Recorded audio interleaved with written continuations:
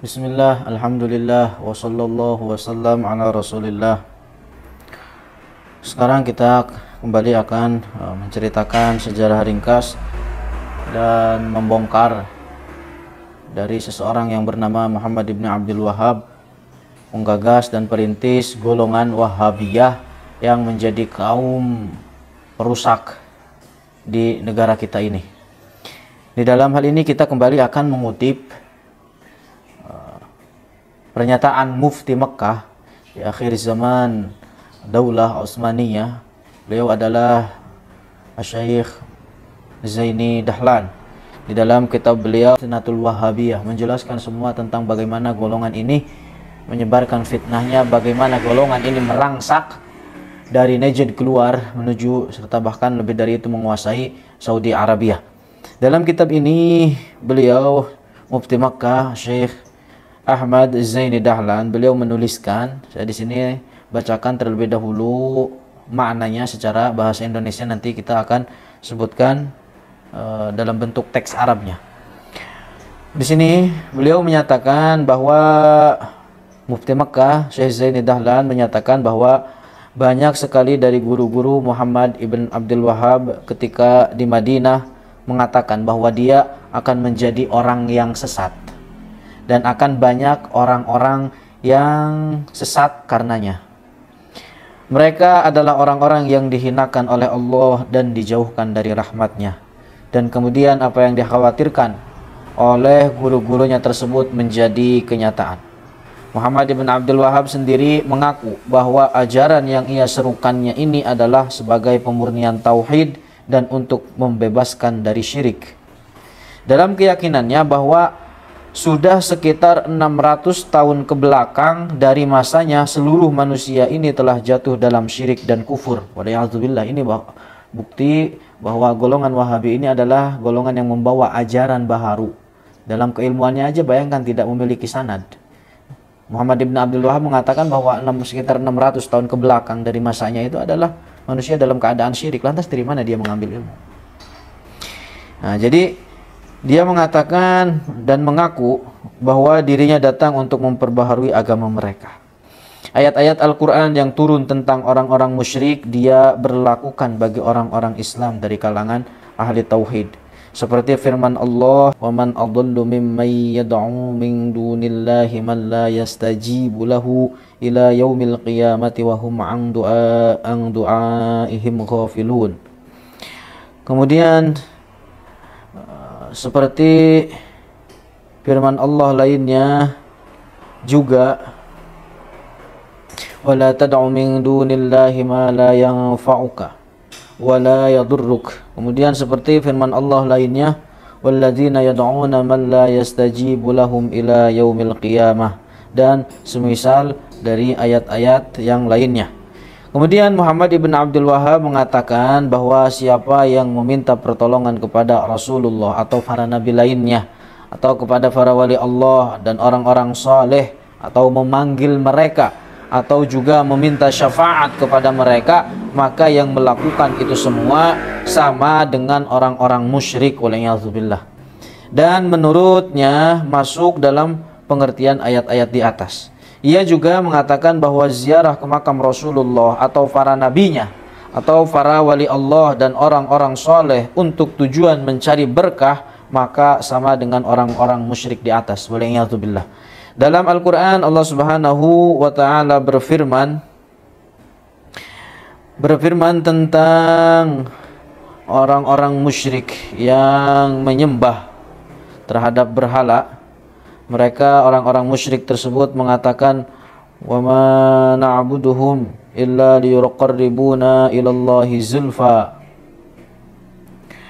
Menurut Muhammad ibn Abdul Wahhab bahwa orang-orang yang melakukan tawassul sama saja dengan orang-orang musyrik, para penyembah berhala yang mengatakan tidaklah kami menyembah berhala-berhala tersebut kecuali untuk mendekatkan diri kepada Allah Subhanahu wa ta'ala. Ini adalah pernyataan Mufti Makkah Syekh Zaini Dahlan. Sekarang kita kutip pernyataan beliau dalam bentuk teks Arab. Beliau di sini mengatakan, وكان كثير من مشايخ ابن عبد الوهاب بالمدينة يقولون سيضل هذا أو يضل الله به من أبعده وأشقاه فكان الأمر كذلك.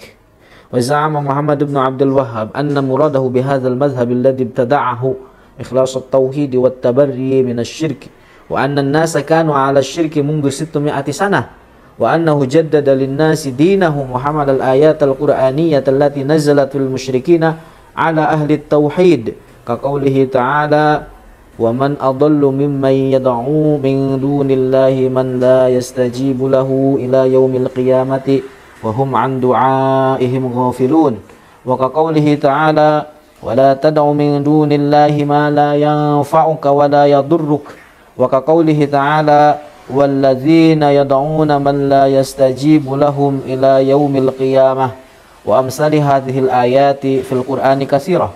فقال محمد بن عبد الوهاب: من استغاث بالنبي صلى الله عليه وسلم أو بغيره من الأنبياء والأولياء والصالحين أو ناداه أو سأله الشفاعة فإنه مثل هؤلاء المشركين ويدخل في عموم هذه الآية.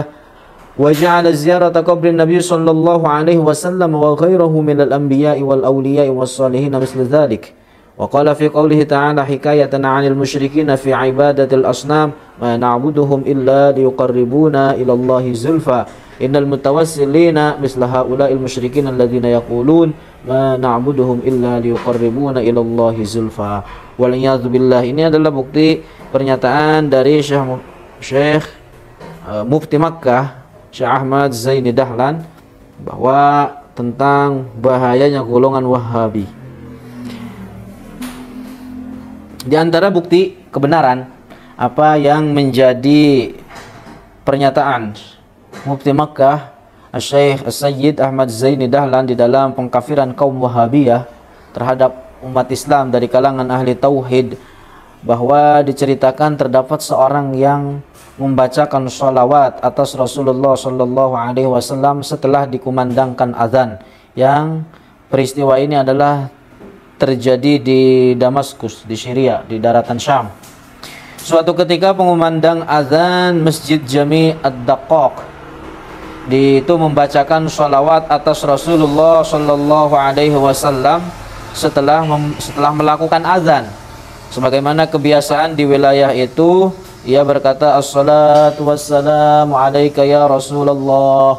Jadi setelah selesai melakukan adzan la ilaha illallah, dia membaca assalatu wassalamu alaika ya Rasulullah dengan nada yang keras.